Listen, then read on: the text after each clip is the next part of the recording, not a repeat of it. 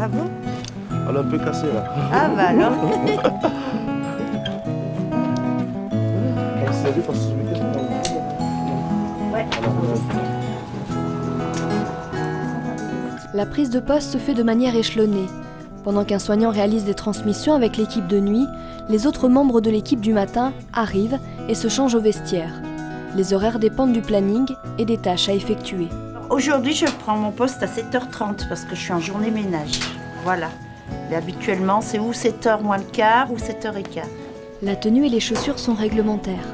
Pas de bijoux, l'alliance est tolérée. Les bijoux ne sont pas tolérés. Les bagues et les bracelets doivent être retirés pour des raisons hygiéniques. Les colliers, pendentifs, les boucles d'oreilles pour des raisons de sécurité. Ce professionnel prépare son matériel afin d'effectuer les levées et les toilettes des résidents avant leur petit déjeuner. Sur chaque chariot, les aides-soignants disposent de protections de modèles et de tailles différents. Des gants, des sacs poubelles, des produits ménagers et un désinfectant pour les mains. Chaque soignant doit respecter le protocole d'hygiène. Port des gants et désinfection des mains sont obligatoires, et ce pour chaque résident. Il dispose aussi d'un classeur dans lequel il retrouve le nom des personnes à qui il prodigue les soins. Dans ce document sont notées également des informations sur chacun des résidents. La taille et le type de protection par exemple, ou encore les petites habitudes. Dans l'unité de soins spécialisés, toilettes et petits déjeuners sont aussi au programme. Les petites habitudes sont connues et respectées pour le bien-être des résidents. Je vais mettre les sucres. Deux sucres, c'est ça? Oui. Allez, bon appétit.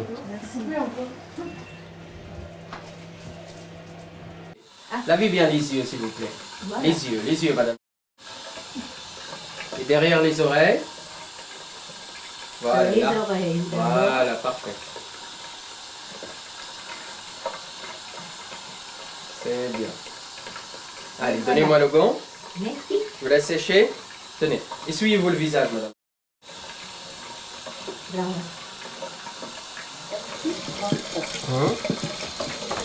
Vous dites?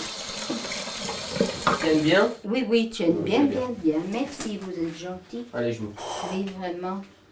Je vous laisse vous coiffer, madame. Oui. Allez, coiffez-vous. Pour... Oui, non, les cheveux. Je vous laisse coiffer, regardez. Vous avez des beaux cheveux, madame.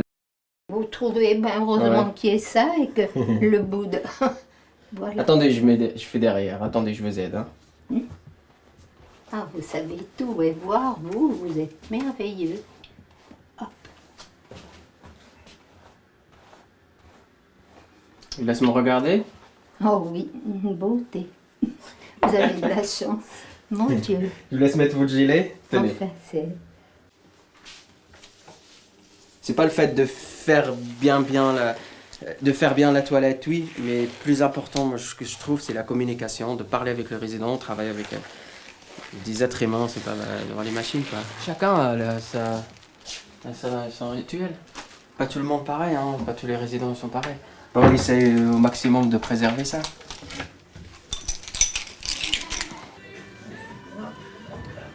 Patience, écoute et respect sont les bases de la relation entre résidents et soignants. C'est des gens qui vont vraiment à leur rythme et c'est particulier. Je dirais de l'attention plus qu'encore dans les milieux hospitaliers ou ça. C'est des gens qui sont là longtemps et qui même s'ils communiquent pas, ils communiquent autrement. Et je pense que les gestes et la non-communication, c'est quelque chose d'important ici. Oui. Retour à l'EHPAD. Les gestes pour la toilette diffèrent aussi en fonction de l'autonomie des personnes. Autrement, on n'y arrivera jamais. Pour l'aide au lever, les soignants peuvent se servir de matériel adapté ou demander de l'aide à un collègue. L'objectif est toujours de respecter le bien-être des résidents, d'éviter les mauvaises manipulations qui pourraient entraîner un accident ou une chute pour le résident ou le soignant. Il est aussi important de bien connaître l'autonomie de chaque résident afin de la conserver le plus longtemps possible. Toutes les informations des résidents sont inscrites dans son projet de vie.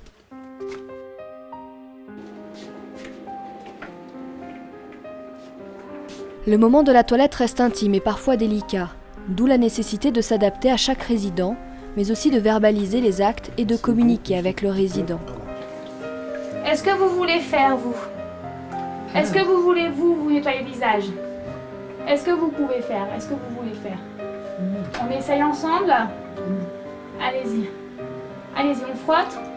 Faut frotter le visage. Allez. On frotte les yeux. Voilà. Encore. Vous voulez que je vous aide? Oui. Donc on essaie toujours de stimuler la personne pour qu'elle fasse un peu elle-même. Et puis si on voit qu'elle a du mal, on la relève.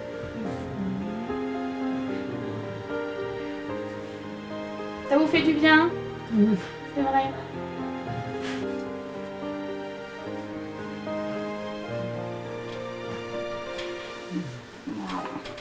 Merci. Le ménage dans les chambres des EHPAD est également réalisé par les soignants. Dans le cas des foyers logements, ce sont les résidents et les familles qui entretiennent le domicile. Donc le jour où la personne a eu la douche, après on doit faire le ménage à fond de sa chambre. Alors les sanitaires ont été faits par la personne qui fait la toilette. Donc moi après il faut que je fasse la poussière, tout ce qui est en désinfection, tout ce qui est interrupteur, tout ce qu'on touche à la main, et puis le sol.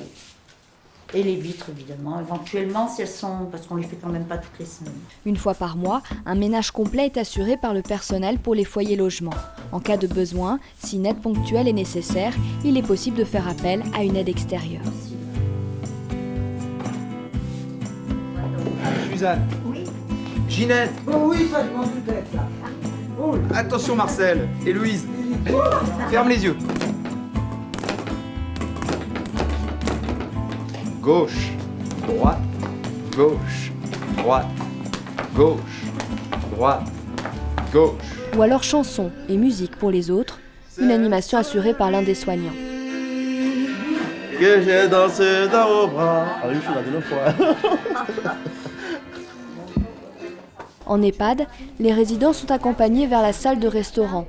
Les affinités et les goûts alimentaires sont respectés. Pour certains résidents désorientés, le changement de lieu et d'ambiance peut être perturbant et les réactions du coup parfois violentes. Je vous l'accroche. elle était emmerdante, celle-là. J'arrête de vous embêter après. Le décès.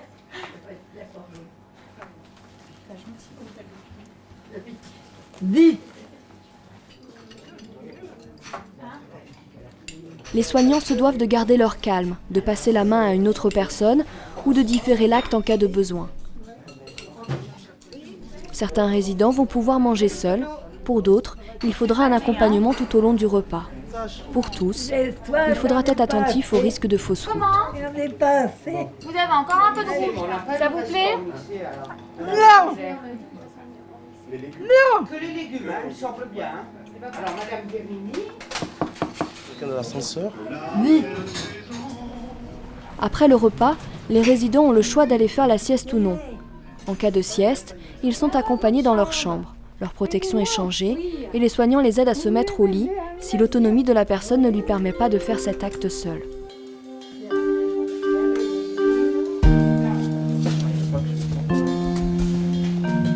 Ça y est, Madame Bouchard, on y va. On y va. Vous voulez faire pipi?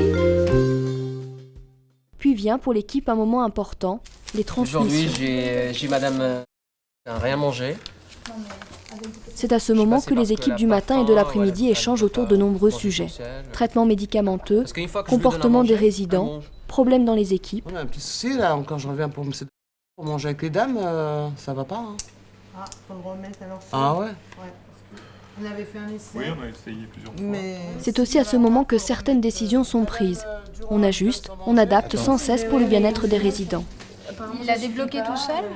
Il y a du monde autour, de le recadrer et de lui dire que c'est pas le genre. Ce moment d'échange permet aussi aux équipes de se confier lorsque des événements difficiles ont dû être gérés. Et Mounir l'a remis gentiment à sa place. Et il a été vexé, il est parti dans sa chambre et il s'est enfermé à clé. Le temps des transmissions est vraiment un temps privilégié pour pouvoir discuter des choses qui auront été difficiles dans la journée, en sachant qu'on a certaines journées où les transmissions se font avec le médecin et avec la psychologue, qui sont des moments privilégiés aussi pour aborder certaines thématiques peut-être un peu plus difficiles. L'équipe de nuit est composée de 2 personnes. Durant la nuit, les tâches sont multiples et variées. La première consiste à sécuriser les établissements. Les soignants doivent aller voir chaque résident. Ils peuvent les aider à se mettre en tenue de nuit, à s'installer pour ceux qui ne sont pas encore couchés. Ils changent également les protections. L'écoute, la communication et la bienveillance sont très importantes car pour certaines personnes désorientées, la nuit peut être source d'angoisse. Ça va comme ça? Parfois, l'angoisse se matérialise par de l'agressivité. Voilà. Non, non, ah non. Non, non, non. T'es fait griffer? Ça va dans la bouche. Ça va?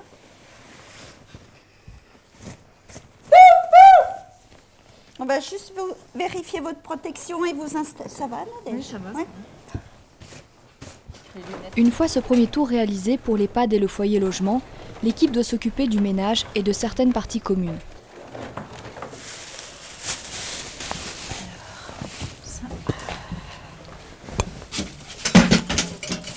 « 1h30 du matin. Une première transmission est inscrite dans le cahier.